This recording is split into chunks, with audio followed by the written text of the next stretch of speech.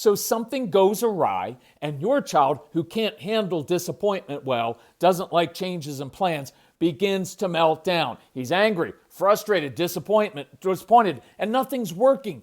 You try rational talk. He gets more upset and says really disrespectful things, or lashes out, or throws something and breaks it. And that's over the line. So naturally you say, well, because you just lashed out or threw that and broke that, you're going to lose your sleepover with your best friend, or you lose car privileges for the next 3 days. And then your child really loses it. So how do you prevent this? How can we handle this situation differently?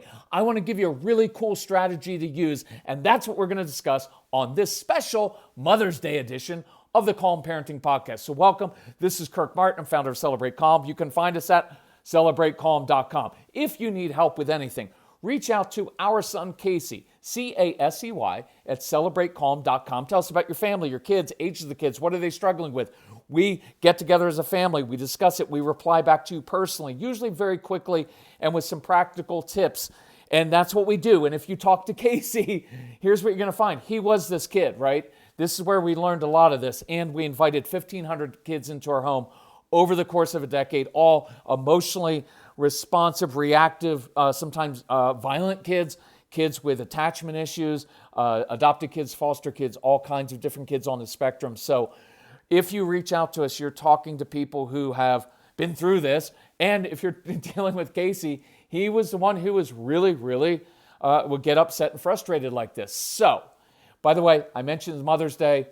All I'm going to say is huge Mother's Day sale on the website. Take advantage of it. So let's give some context here.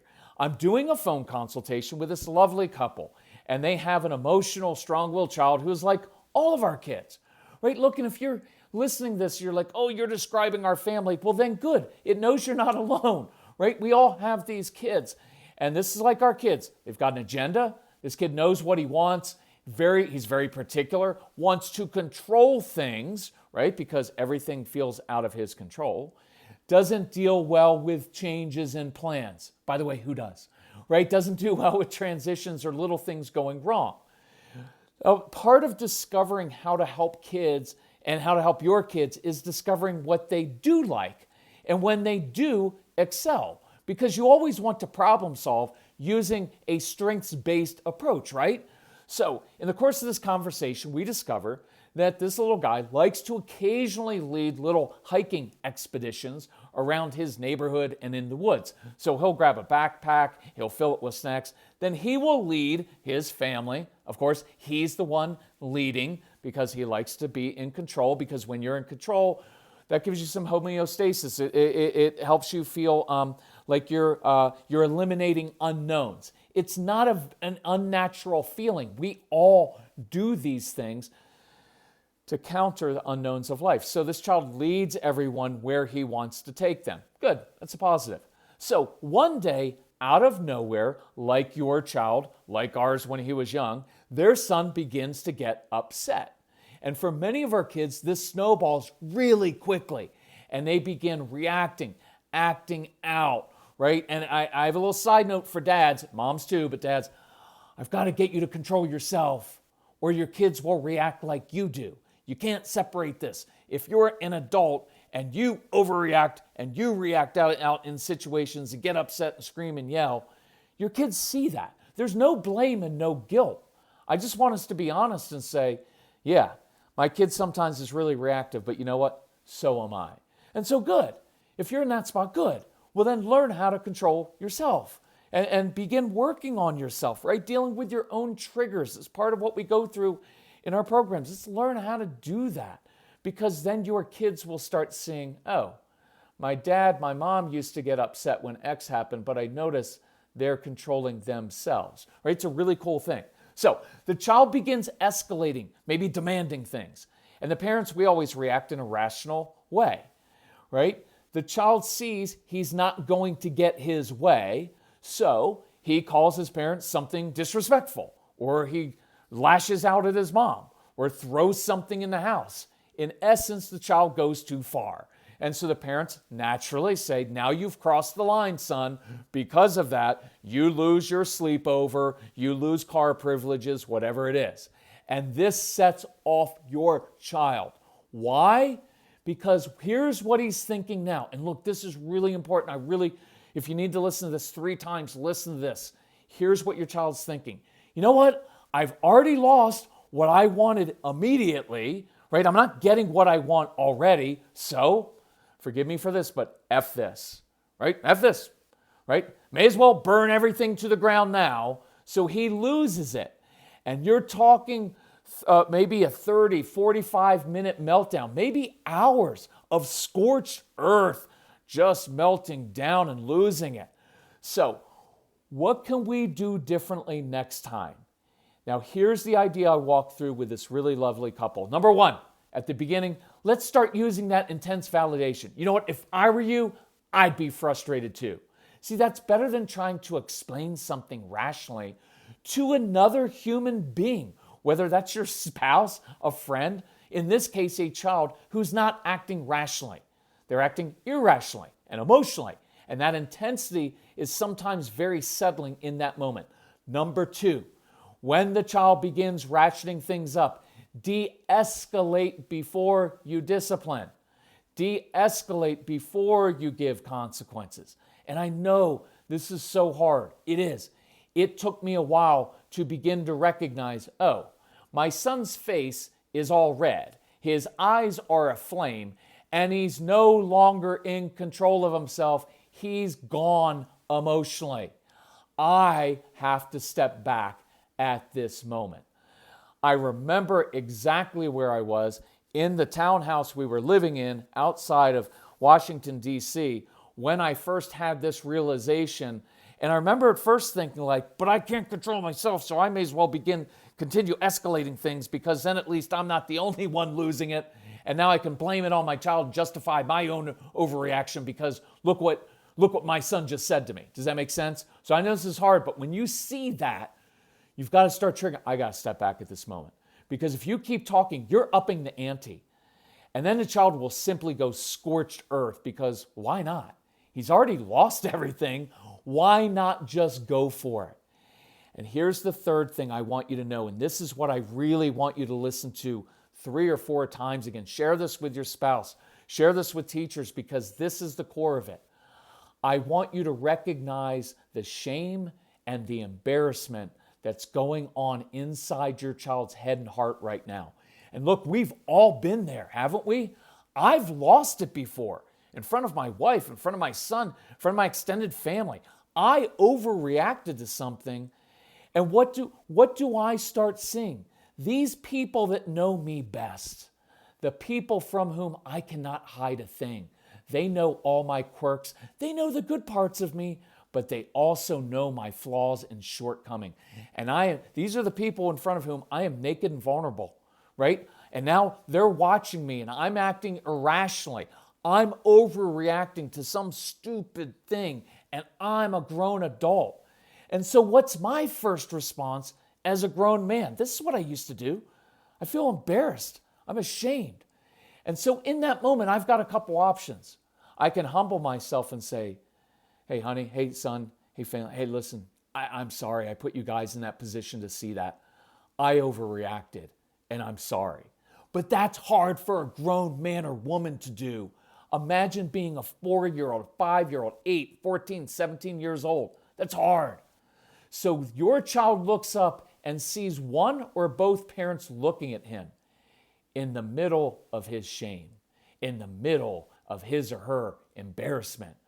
And worse yet, maybe there's a sibling or two who never loses it like this. Now I feel even worse. Now it's my whole family against me. I'm the bad kid. I'm the stupid kid who always does stupid things like this, and now I lost my sleepover, or if I'm older, I lost my car, my phone, so now I can't see my girlfriend or hang out with my friends, and I'll be the only one who isn't there, and this isn't fair. Why am I the only one to lose this? It's your fault, and you're mean and stupid, and I'm embarrassed and ashamed and beating myself up, so now I just completely lose it, because that's partly why I'm going to burn it to the ground. A little bit of self-hatred in there, a lot of shame, and maybe, just maybe, my parents will lose it, because then I'm not the only one who's out of control, right? Because you know how lonely and terrifying it is to be the only one in the family who's always upset and in trouble. See, can you hear that in your child's voice, right? And you can hear within that. You saw the child flip to blaming, right? Am I the only one? And then he starts, you know what? It's your fault. Why? Because it's really hard to be mature when you're a kid and a grown-up admit, you know what? I caused this. I overreacted. I think that's a lot to ask of a kid in the moment, isn't it? Right? Now, I want them to learn that, but we can't even do it as adults.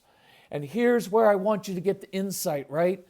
To say like, that's what's going on inside this little kid or this 6'1" teenager that's towering above me, melting down like a little kid. Look, your child didn't wake up intending to be some little jerk who makes your life difficult. And that's why I encourage you, be intentional about this stuff.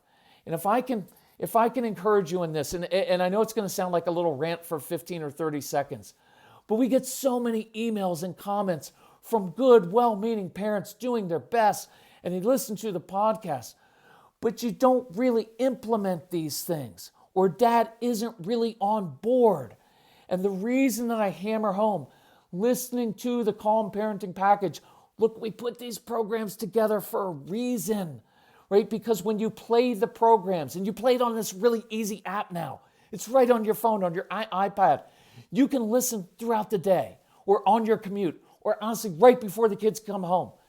When you have that playing again and again, it helps you internalize these lessons and understand what your kids are going through with very practical insights so that in the moment, you do know what to do and you don't feel helpless. So I'm encouraging, please do that so you can turn these situations around so they don't keep escalating. Your child doesn't keep internalizing, I'm a bad kid, I'm a stupid kid, because I'm telling you, that doesn't lead to good places. So, number 4, this is important too. De-escalate by giving your child a way out. Give your child space in order to save face a little bit, right? I didn't want to say that in a corny way. I did on the phone consultation. I was like, give your child some space to save face, right?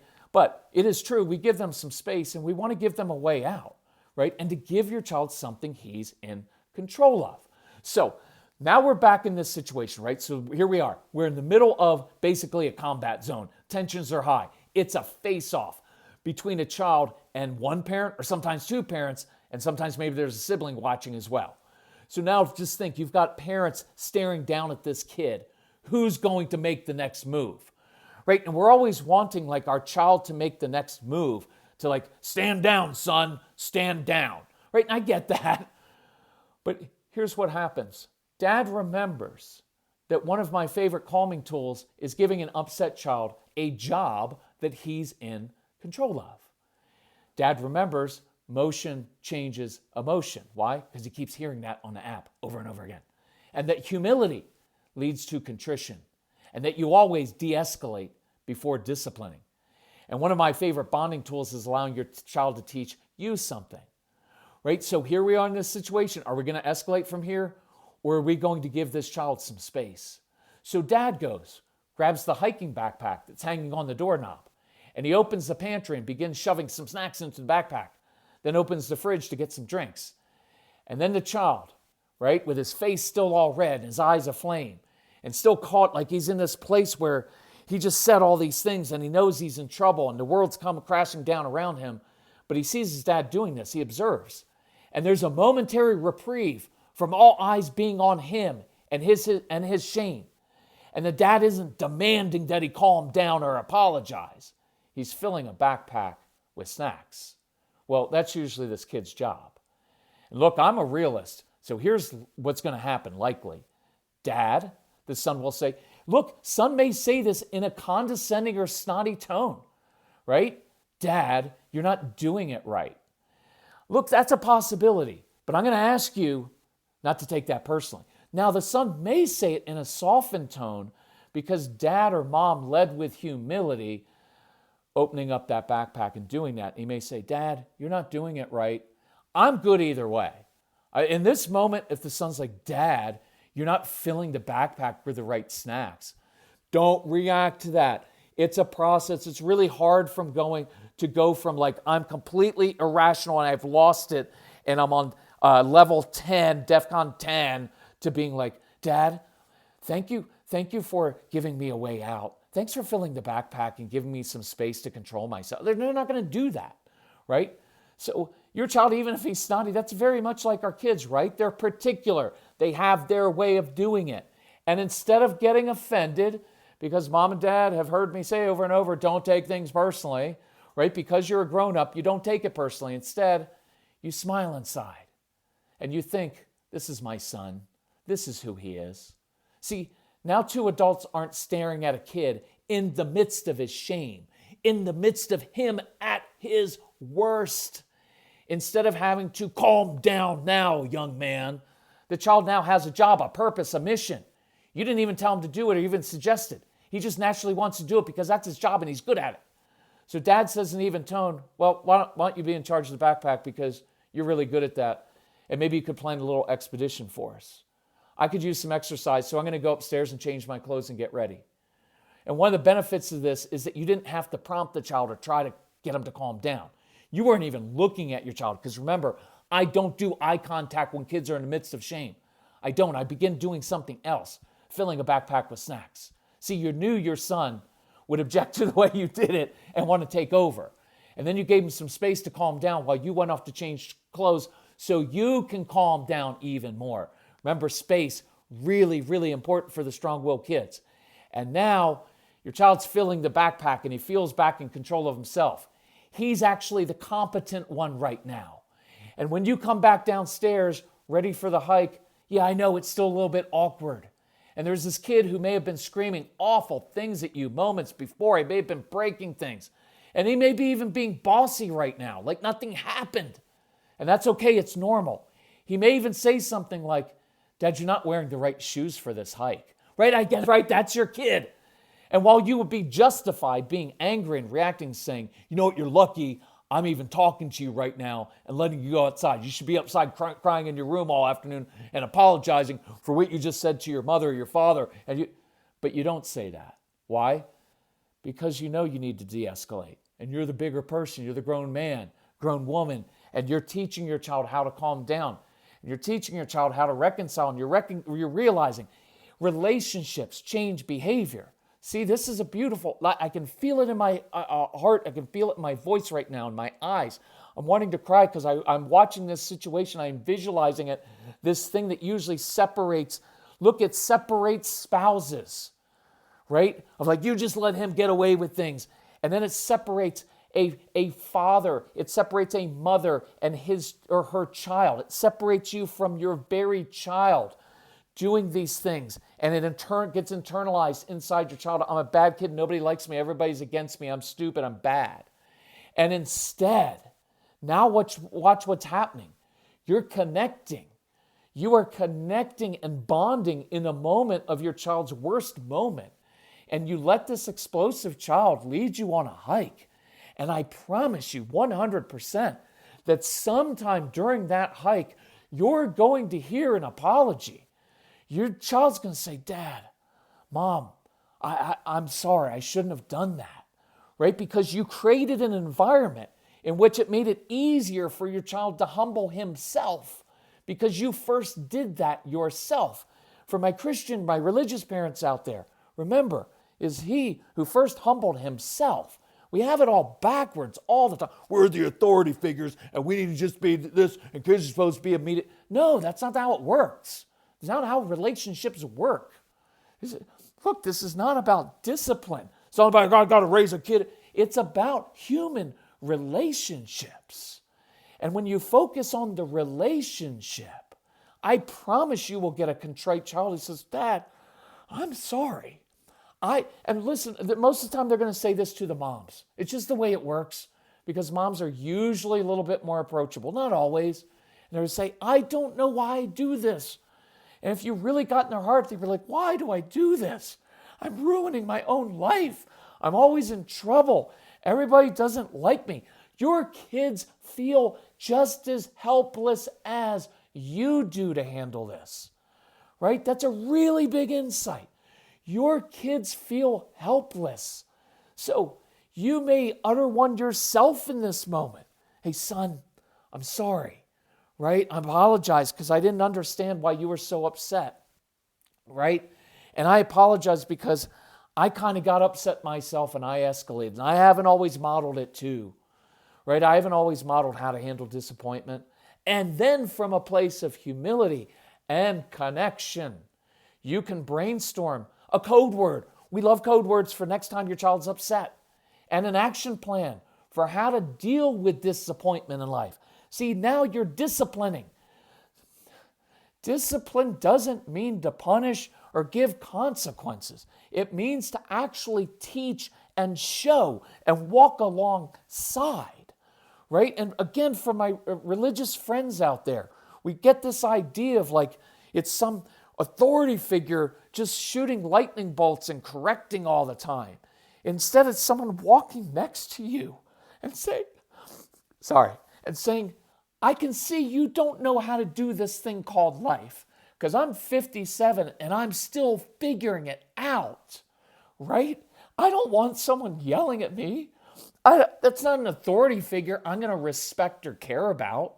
I want someone walking alongside me. And yes, sometimes they got to give me a little tap on the shoulder. Hey, son, hey, yeah, you got to do this a little bit better, right? Because I like that. I like my mentors in life saying, hey, you got to figure this out.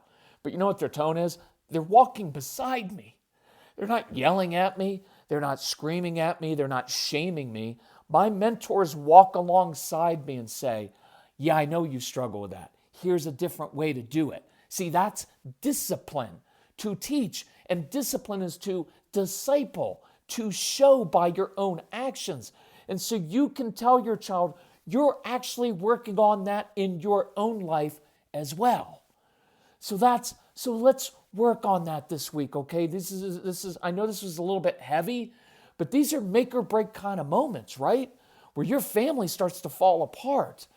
And so I would listen to this again so you can hear what your child's feeling inside.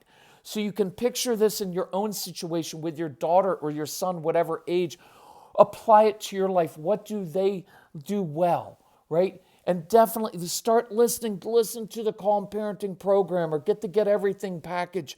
We've got a Mother's Day sale going on to honor moms and our families out there. So you're prepared when this happens next time, because it probably will within the next 24 hours, right? So if you need help, reach out to Casey at CASEY at celebratecalm.com. Tell them what you're struggling with. If you need help financially with any of our products, just let us know. We're here to help. Hey, thank you for listening. Please do share this podcast with other people. I think this one's going to help a lot of people. And especially, I like all of our podcasts, or I wouldn't waste my time doing it. But this one, there's a lot of insight into this one. And I was going to apologize for getting emotional, but I'm older now. I don't have to apologize for that. If you can't deal with my emotions, that's your issue. I'm kidding. Well, I'm not really kidding, because it is, right? Because most of us as men, that's why we get so upset when our kids are upset or our wife is upset, because we have a hard time dealing with people's emotions. And it's a lovely place to get in life when you don't have to fix anybody else's emotions. It's awesome. Anyway, thank you for listening. Love you all. Talk to you soon. Bye-bye.